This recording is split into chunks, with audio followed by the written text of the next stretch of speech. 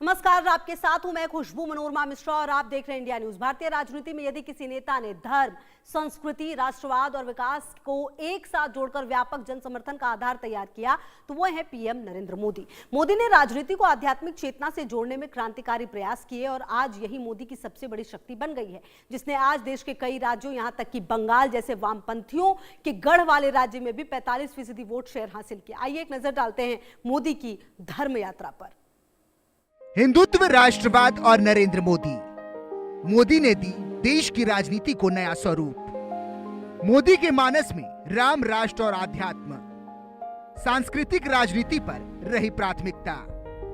आध्यात्मिक चेतना से राजनीतिक केंद्र तक, हिंदू एकता की नई धारा और मोदी मॉडल। अयोध्या से विश्व मंच तक भारतीयता का उदय।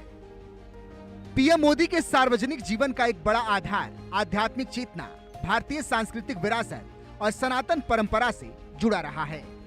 राम मंदिर आंदोलन से लेकर अयोध्या में रामलला की प्राण प्रतिष्ठा तक की उनकी यात्रा सिर्फ राजनीतिक घटनाक्रम नहीं, बल्कि उन्हें इसे भारतीय सभ्यता की पुनर्स्थापना के रूप में प्रस्तुत किया।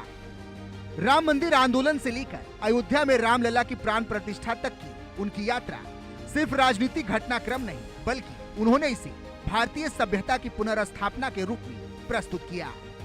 मोदी ने राम को कभी भी धार्मिक प्रतीक के रूप में प्रस्तुत नहीं किया।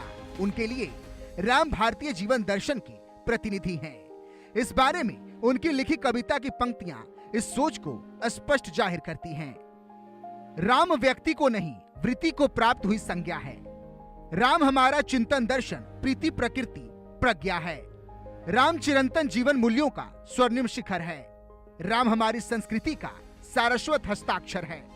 बिना राम के आदर्शों का चरमोत्कर्ष कहां है? बिना राम के इस भारत में भारतवर्ष कहां है?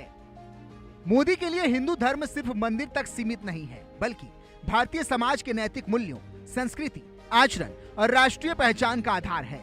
यही कारण है कि उन्होंने राम मंदिर निर्माण को धार्मिक परियोजना नहीं, बल्कि राष्ट्रीय पुनर्जागरण के रूप में प्रस्तुत किया। पीएम मोदी ने लाल कृष्ण आडवाणी के हिंदुत्व के एजेंडे को नकार दिया, क्योंकि उनका मानना था कि हिंदुत्व कोई एजेंडा नहीं, बल्कि सांस्कृतिक अस्मिता का प्रतीक है। उन्होंने इसे भारत की सभ्यता और पहचान के साथ जोड़ दिया। पीएम मोदी का व्यक्तित्व राजनीतिक होने के साथ साथ आध्यात्मिक भी रहा। बचपन से ही उनका झुकाव साधु संतों और मंदिरों की ओर था। युवा अवस्था में उन्होंने हिमालय की यात्राएं की और लंबे समय तक आध्यात्मिक खोज में रहे। यही कारण है कि राजनीति में आने के बाद उन्होंने आध्यात्मिकता को राष्ट्रवाद के साथ जोड़ दिया। उनके व्यवहार में धार्मिक प्रतीकों का महत्व लगातार दिखता है। चाहे काशी विश्वनाथ धाम में पूजा हो, केदारनाथ धाम में ध्यान लगाना हो या अयोध्या में रामलला के सामने दंडवत प्रणाम, इन सभी प्रतीकों ने उनकी छवि एक ऐसे नेता की बनाई जो धर्म और राष्ट्रवाद को एक साथ लेकर चलता है। मोदी की इस धार्मिक राजनीतिक यात्रा में अयोध्या के राम मंदिर ने बड़ी भूमिका निभाई। उन्होंने देश को जातिगत विभाजनों से ऊपर उठाकर रखा। एक व्यापक हिंदू पहचान बनाने में ये सबसे प्रभावी प्रतीक साबित हुआ। उन्होंने सांस्कृतिक राष्ट्रवाद की विचारधारा को आधुनिक राजनीतिक भाषा में प्रस्तुत किया। उन्होंने विकास, राष्ट्रवाद और धर्म को एक साथ जोड़ा। इसके लिए उन्होंने काशी विश्वनाथ कॉरिडोर, महाकाल लोक, केदारनाथ पुनर्निर्माण और राम मंदिर जैसी परियोजनाओं का निर्माण कर इसे राष्ट्रीय गौरव और आर्थिक विकास से जोड़ दिया। भाजपा भी मोदी की सोच में रच बस गई और रणनीति के जरिए ही भाजपा को गांवों, कस्बों और शहरों में व्यापक समर्थन मिलने लगा। विशेष रूप से उत्तर भारत में हिंदू पहचान की राजनीति ने भाजपा को मजबूत किया। मोदी ने हिंदुत्व के माध्यम से एक व्यापक हिंदू पहचान बनाने की कोशिश की। मोदी की कोशिशों की वजह से ही उत्तर प्रदेश, बिहार, उत्तराखंड, ओडिशा और मध्य प्रदेश जैसे राज्यों में भाजपा ने पिछड़ी और दलित जातियों को भी अपने साथ जोड़ने में सफलता हासिल की। मोदी की सबसे बड़ी सफलता यही रही कि उन्होंने जातिगत पहचान से ऊपर धार्मिक पहचान को अधिक प्रभावशाली बना दिया और धीरे धीरे ये मजबूत वोट बैंक में परिवर्तित हो गई। मोदी की राजनीति केवल धार्मिक मुद्दों तक सीमित नहीं रही। उन्होंने विकास योजनाओं को राष्ट्रवाद और सांस्कृतिक पहचान के साथ जोड़ दिया। धार्मिक स्थलों के विकास ने लोगों को रोजगार के साथ साथ आर्थिक संबलता भी प्रदान की।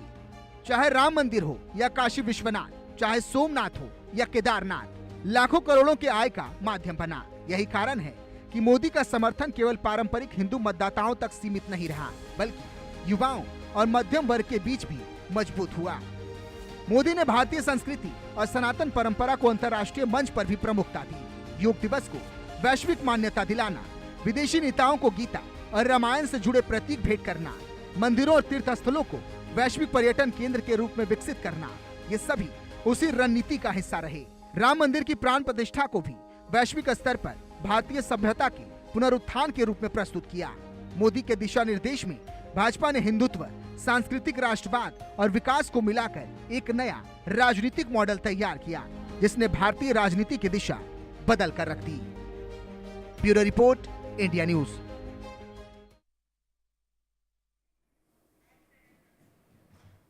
और इसी बीच बड़ी खबर आपको बता दें, पश्चिम बंगाल में मंत्रियों को विभागों का बंटवारा हुआ है।